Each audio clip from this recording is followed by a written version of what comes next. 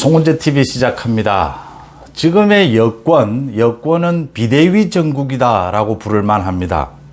가처분 정국이라고 부를 수도 있지만 좀 더 적극적으로 비대위 정국이다.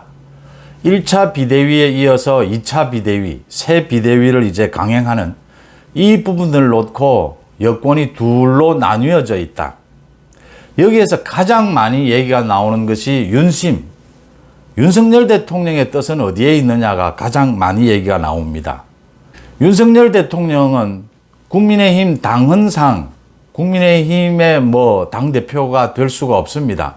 대통령은 당과 정 분리가 되어 있죠. 당내 민주주의를 위해서 대통령이 정해서 당을 개입하는 것은 좋지 않다라고 해서 과거에는 모두 겸임을 했죠.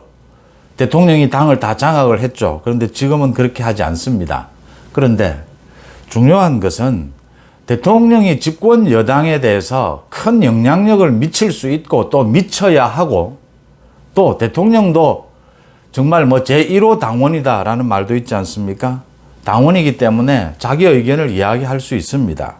그런데 이걸 지금 많은 새 비대위가 출범하는 그 의원총회가 있고 난 다음에 많은 의원들이 대통령과 통화했다라는 이야기도 거침없이 하고 권성동 쪽도 대통령의 뜻이 실렸다, 윤심이 실렸다라는 이야기를 합니다.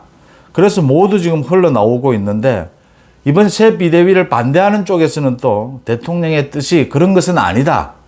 당이 조속한 수습, 안정을 바라는 것이지 권성동이 새 비대위를 꾸리고 나면 이제 사퇴하겠다라고 하니까 대통령 입장에서도 어쩔 수 없이 받아들인 것 아니겠느냐.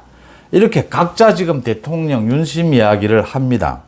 대통령이 여당, 여권에 대해서 가장 강력한 영향력을 미칠 수 있고 미쳐야 합니다. 그런데 이렇게 노골적으로 대통령이 당무에 개입하고 있다라는 것을 드러내게 되면 이게 많은 부작용을 낳는다라고 하는 점입니다. 당장 대통령이 당을 좌지우지하느냐라는 이야기가 나올 수가 있고 당내 민주주의 이야기가 나올 수가 있고 지금 14일로 예정이 되어 있는 가처분 신청 이 부분에 따라서 새 비대위가 계속 갈 수 있느냐 아니면 또 새 비대위가 해체되느냐 무효가 되느냐라는 부분인데 이 책임이 윤석열 대통령으로 이제는 간다라고 하는 부분입니다.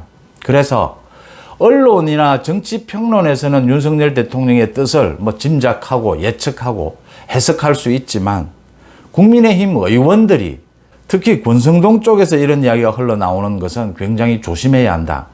그래서 여러 가지 윤석열 대통령이 윤핵관에 대해서도 크게 화를 냈고 지금 당의 이런 갈등에 대해서도 윤석열 대통령이 굉장히 못마땅해 한다. 빨리 안정을 시켜야 한다라는 의사를 표시했다라는 이야기도 흘러나오게 되는 겁니다. 지금 새 비대위를 놓고 당권 주자들도 나뉘었습니다. 정면으로. 김기현은 새 비대위로 가자라고 하고 안철수와 나경원은 유력한 주자들이죠. 안철수와 나경원은 새 비대위는 힘들다.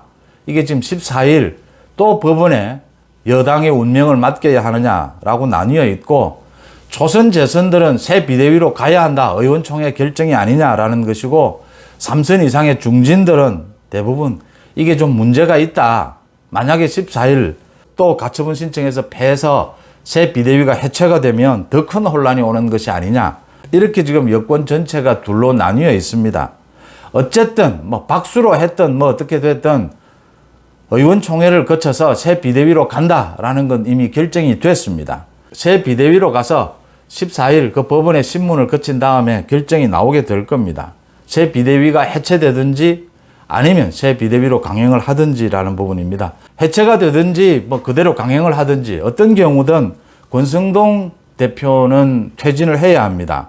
권성동의 가장 큰 문제는 권성동이 사퇴를 해야 되는 가장 많은 문제들이 있지만 가장 큰 이유는 권성동이 윤석열 대통령에게 부담이 된다라고 하는 부분입니다.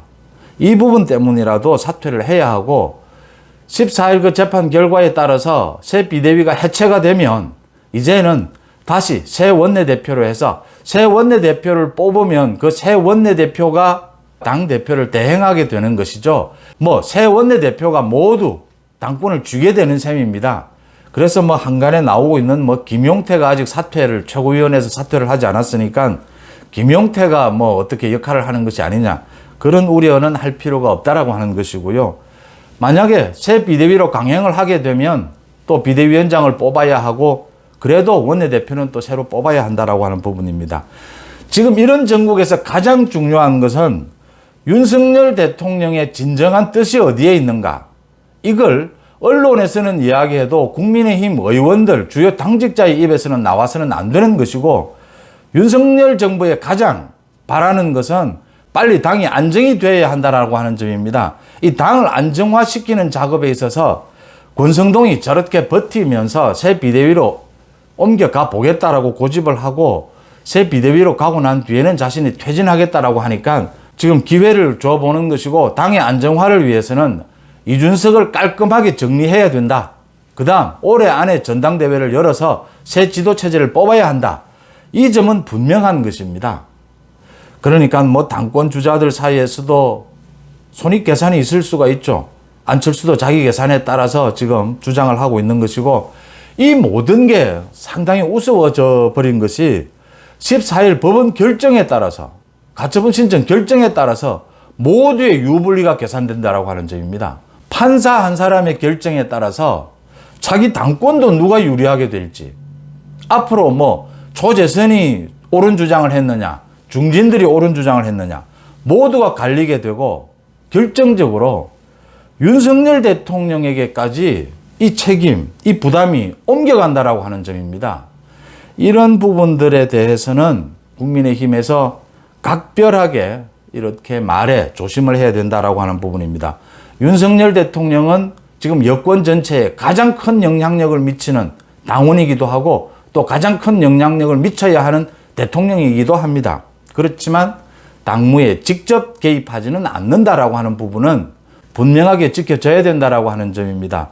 14일 가처분 신청 그 재판부 결정에 따라서 많은 것이 엇갈리게 되겠지만, 일단 새 비대위로 가기로 이렇게 의원총회에서 결의를 하고, 2일 상임 정국위를 거쳐서 5일 정국위를 열어서 당헌 당규도 바꾸고 8일쯤 새 비대위가 출범을 합니다. 권성동은 분명히 사퇴를 해야 하고요. 그렇게 해서 새 지도부를 꾸리고 난 다음에 14일 재판에 임해야 한다.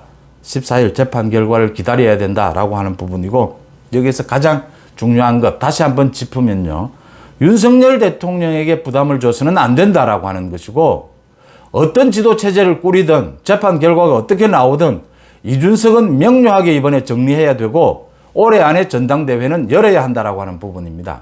정기국회 중요하고 민생을 챙기는 것도 중요하지만 전당대회도 그에 못지않게 중요한 부분이다 라는 점을 짚어봅니다. 송은재TV 마칩니다. 고맙습니다.